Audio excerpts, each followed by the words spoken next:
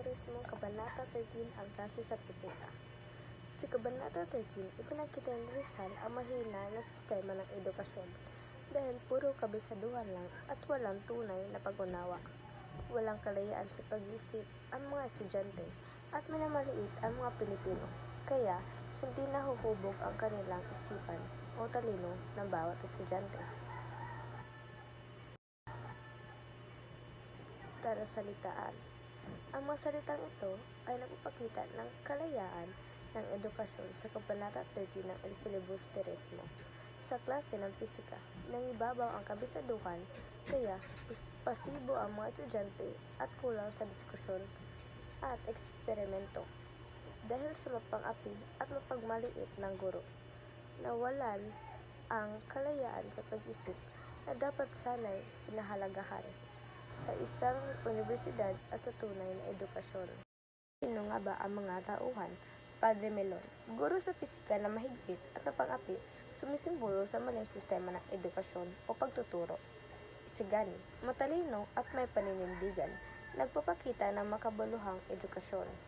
Lacindo Penente, estudyante na inis at nawala ng gana dahil sa hindi makatarungang guro.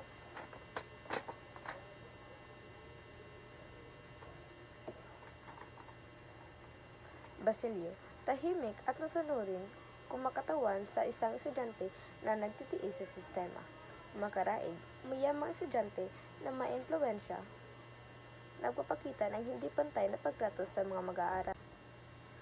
Saan nga ba ang tagpuan ng kwento? Ang Universidad ng Santo Tomas ang pangunahing tagpuan kung saan ipinakita ang sistema ng edukasyon noong panahon ng Kastila.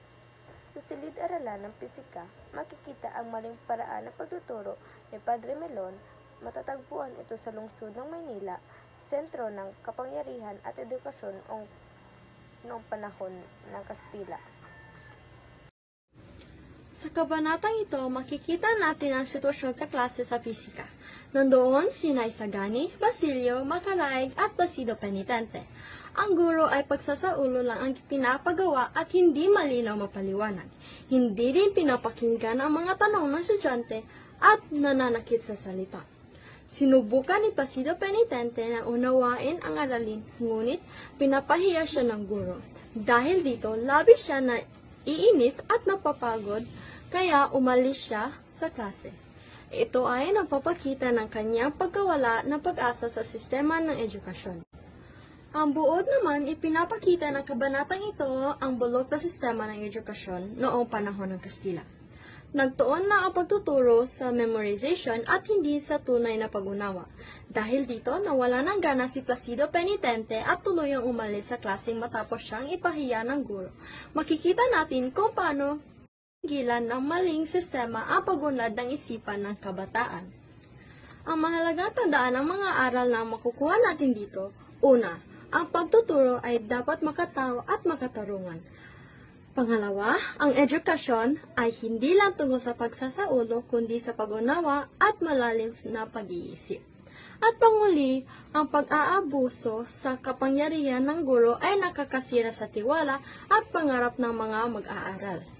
Kaya, mahalagang magkaroon ng patas at maayos na sistema ng edukasyon.